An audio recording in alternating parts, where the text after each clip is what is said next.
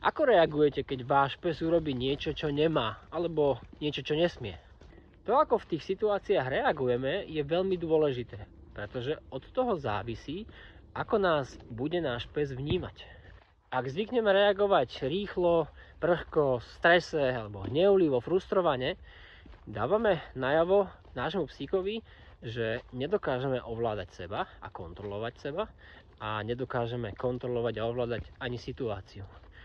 Toto postupným časom, keď takýmto spôsobom reagujeme v jednotlivých situáciách pravidelne, dáva psíkovi odozvu, že nám vlastne nemôže dôverovať, pretože nedokážeme ovládať seba ani okolie.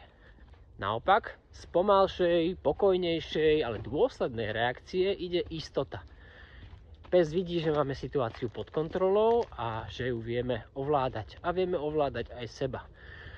Ak takto reagujeme pravidelne v kritickej situácii, pes nás vníma ako mentálne silných, pretože sa dokážeme zachovať pokojný, ale sebavedomý.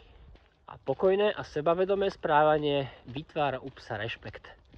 Preto ak váš pes bude najbližšie robiť niečo, čo nemá alebo nesmie, alebo niečo, čo má zakázané, tak skúste reagovať pomalšie, pevne, sebavedomo a dajte mu najavo, že to, čo robí, jednoducho nesmie robiť. A buďte v tom dôslední. Takýmto spôsobom vybudujete u svojho psíka rešpekt smerom k vám a váš vzťah sa určite posilní. Dúfam, že aj tento tip vás posunie ďalej vo vzťahu s vašim psíkom, no a vidíme sa pri ďalšom tipe.